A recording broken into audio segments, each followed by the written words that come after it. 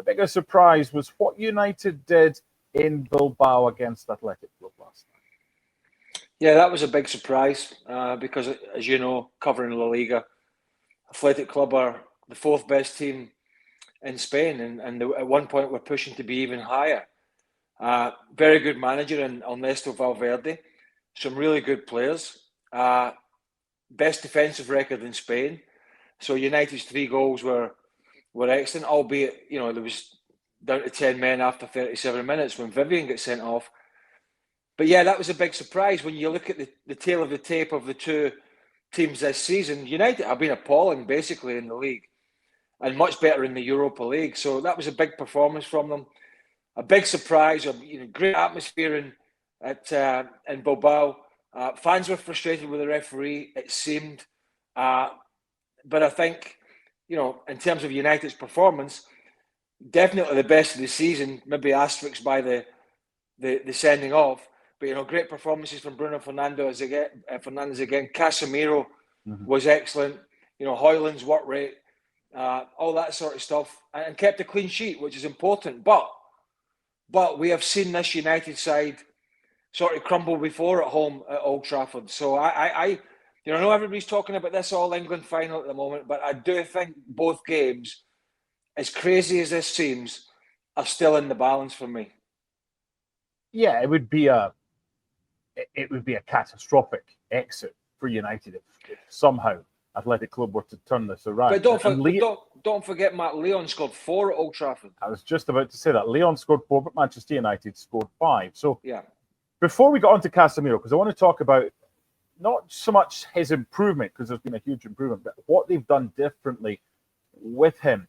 I just want to talk quickly about how Athletic Club approach the second leg and how Man United do as well, because United are not going to put everyone behind the ball, because there's no point in doing that. There's going to be gaps to exploit. So how did both sides kind of go into a game where United as the home team lead 3-0 from the first leg away from home? I think Athletic Club just have to be the team that we know they are. I think the Williams brothers have to be better. There has to be a change up front, I think, in the centre-forward position. There's no doubt about that.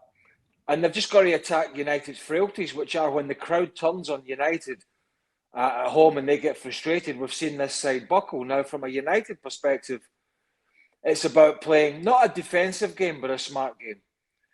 Don't be charging forward like the cavalry and sending 5 and 6 players at once and leaving yourself open, because an early goal puts you under some pressure. And again, we've seen sides score multiple goals at Old Trafford this season, and not just the sides that we would describe as the strongest. So, yeah, I mean, they're in a very, very comfortable position. But what we have seen with both these English sides that we're talking about is that the tide can turn very quickly, and they can have their backs against the wall very quickly. That being said, Athletic Club are not finishing the season as strongly as they would like. They have got some injuries. They missed Sunset yesterday in that game. He's the best attacking midfielder, best goal-scoring midfielder. So they'll be strong at Old Trafford. But there's no doubt both English clubs are the favourites. But I would urge some warning that an early goal or two, and we have seen these sides crumble before. Talk to me about Casemiro, a player who you kind of thought was just going through the motions up until a couple of months ago, but something has changed. What is that something that has meant that Casemiro now, in that kind of holding role, is someone who's like the conductor of the orchestra? Well, the league form's not really got much better. They've been performed well in Europe, where it's maybe a little bit slower. Yeah, he's been better, but I don't think that's going to be the answer longer term. Thinking about next season, because the legs are going to get slower and heavier, and that's not going to change. So he's definitely in a better spot than he was, because he was struggling. He almost looked embarrassed by his own performances, and this is a guy who was arguably at one point the best holding midfielder, the best destroyer, the best enforcer and bodyguard in world football. You ask Toni Kroos and Luka Modric, but he's unable to do that at the moment. And I do think the sending off certainly helped, because that allowed him to get more control in the middle of the park. They didn't have to do as much chasing around. And so therefore he wasn't asked as many questions. And of course, listen, he can read the game as good as anybody, but it's when he gets exposed in the middle of the park and there's a lot of space in there, I think that's when we've seen him struggle. But certainly last night was one of his better nights, certainly in recent history. Not comparing it to the halcyon days of Real Madrid, but comparing it to, his struggles early on in the season, which I don't think any of us enjoyed watching, where he was making these mistakes and the cameras would sort of pan on him. And this was a guy who, as I mentioned, was the go-to midfield enforcer. And here he is at Old Trafford at that period, really, really struggling with himself. And I think with his emotions, with the crowd sort of getting on his back a little bit. So it's good end to the season for him, it looks like. But going forward, there's going to have to be some big changes in there. It's like they've stopped giving him the ball from the goalkeeper or from the centre-back when his back is to goal. When he's getting the ball now, he's getting it with everything in front of him. Now, granted, there was an extra man last night. Bigger picture here. Why can Manchester United produce in Europe but not produce in the Premier League? No idea. Maybe the teams in Europe are a little weaker, but I wouldn't think so. And we could have two teams sitting in 14th and 16th in the Premier League in the Europa League final.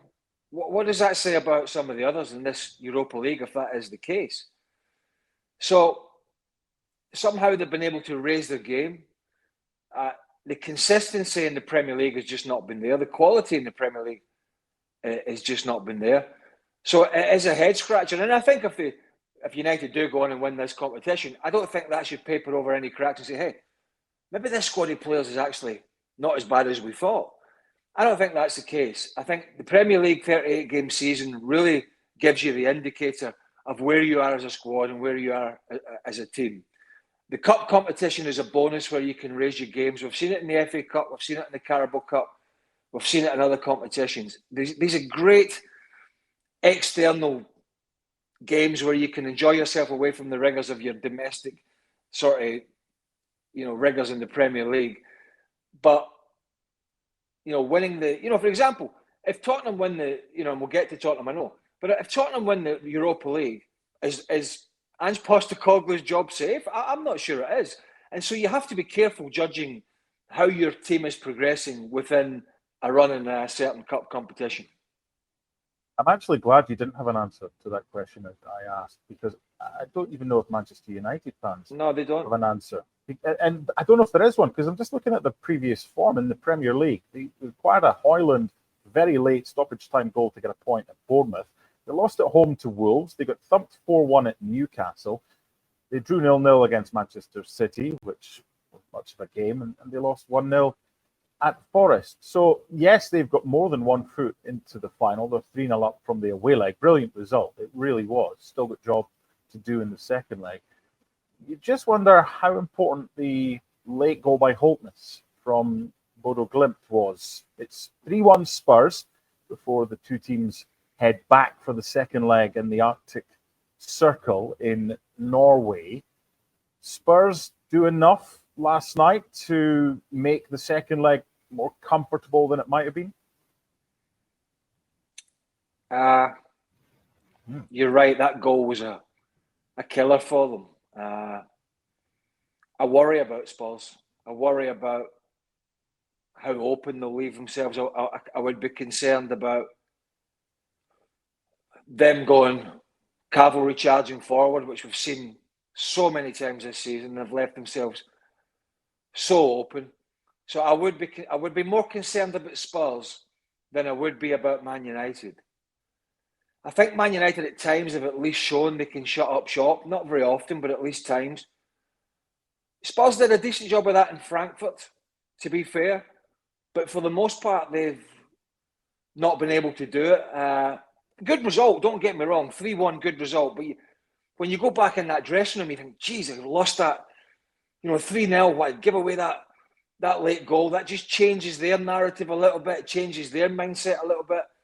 And so, of course, they are favourites, Tottenham, but this is a side from Norway who've knocked out a lot of teams much bigger than them through the course of this campaign. Every time you've looked at results, you've gone, my God, they're through again. How did they do that? How are they beating these teams? And it wouldn't surprise me because they're going to absolutely go for it early on in this game. And it's whether Tottenham can hold out or not. It's whether Tottenham can keep the head. The Romeros of this world can keep the head. Basumas, all these players that get themselves in bad situations with bad challenges. I've seen it so many times. They can ill afford to do that. And if they play with their brains and play with their head and they're sensible, they're probably going to get through. But if they get stretched and start, running all over the place that we've seen so many times from Tottenham. I mean, you could analyse a lot of these Tottenham games, and you could pick out a 20, 30, 40-yard gap in the middle of the park so many times. So they can ill afford to do that.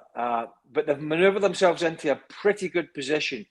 But again, it's another game, I think, that's because of their history this season, Tottenham that is, similar to Man United, it's another game that's far from over. I was just looking at Bodø Glimt's home form on this plastic pitch of theirs, which opposition players, having played on it, do not like. And that's one of the reasons why Bodø Glimt have got a good home form. Karabag, they lost 2-1 in November. That's their only defeat at home since Arsenal and PSV went there in 2022 and won there.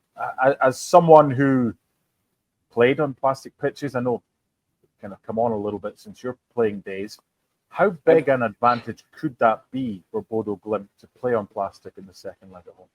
Everyone's come on about it since my playing days. We're recording this on a phone. You know what I mean? Right. I hated them. I mean, they're obviously a lot different. Synthetic, hybrid.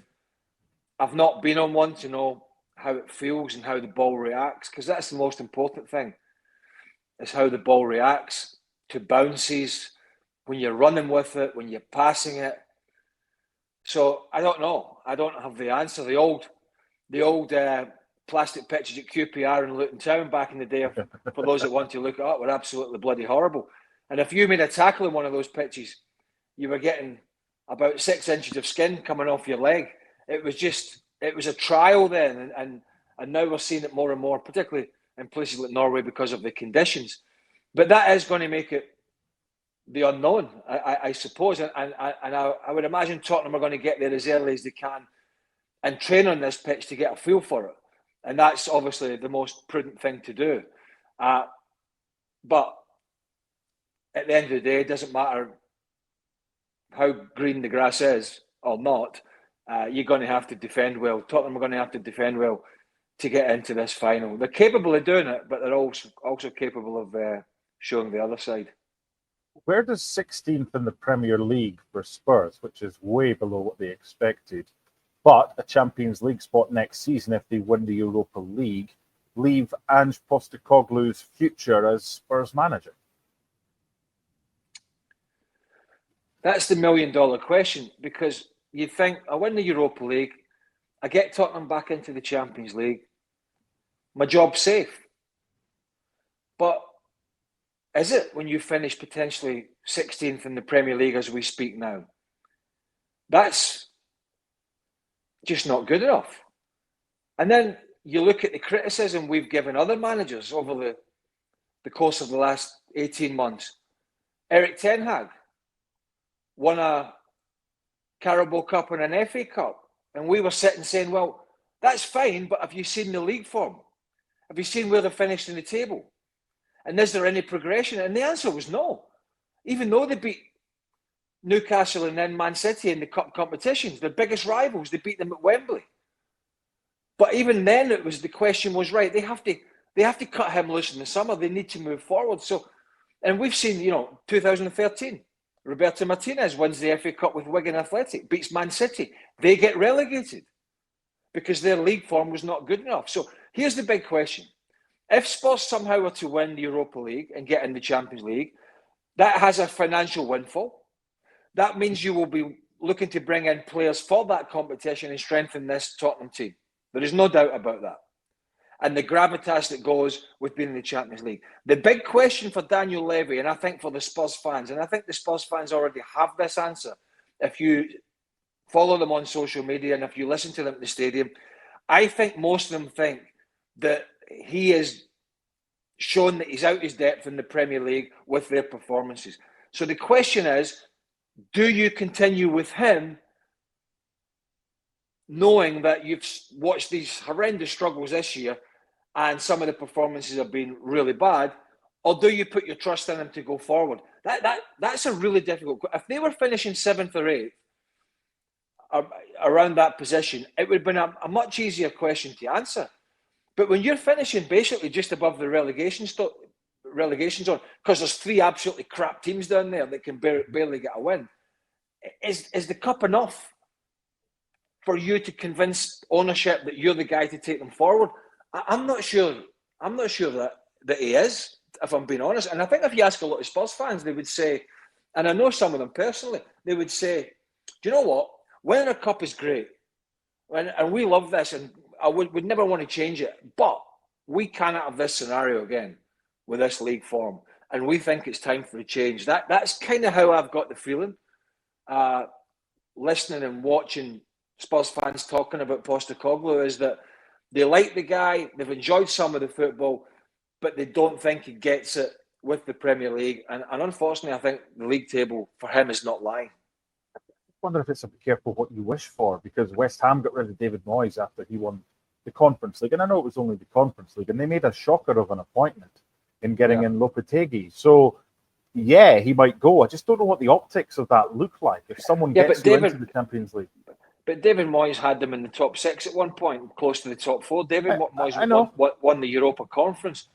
David Moyes is tried and trusted in the Premier League, has taken Everton in the early 2000s to the Champions League. And I know he's not everybody's cup of tea, but the guy knows how to get around the track in the Premier League. There's no doubt about that. The big question here is that there's a man in charge of Tottenham who he's the leper that won't change his spots. And I know they've had a lot of injuries, and I understand that. But if you read, and you'll know this, Mark, there was a sense even in his time at Celtic that the injury travails that came his way at Celtic, that he was able to supersede because they were much stronger than everybody else in the league. So he was able to get past that. But he admitted, there's quotes saying, I think some of these injuries at Celtic are down to the way I train the players and how we play. Well, what we've seen at Tottenham is something similar. This sort of cavalry carte blanche approach, and then you take the training as well, and they've had all these hamstring injuries. And so is he somewhat responsible for a lot of these injuries? And therefore negating some of the, try to negate some of the blame that's coming his way? I don't know.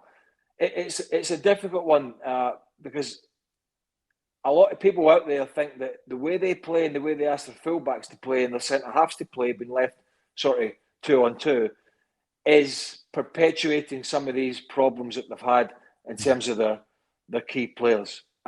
Look, we're getting into the sort of nitty-gritty of it now. The bottom line is here, they got to win a semi-final. They got to, do the job in Norway. They might win the Europa League. They've every chance of winning it if they're playing Man United, if we're being frank. And then it's over to Daniel Levy to see what he does. I wouldn't be surprised if he sacked him even after winning the Europa League. But who knows what's going to happen with Daniel Levy and the unique ownership. There's still work to be done for Spurs and Man United in the respective second legs. But if it is a Man United Spurs final, the last 6 times they've played, Spurs haven't lost. They've beaten them home and away in the Premier League this season, and they beat them 4-3 in the League Cup. So would Spurs be the favourite? Let's just get to the final first and find out if it is Spurs and Manchester United.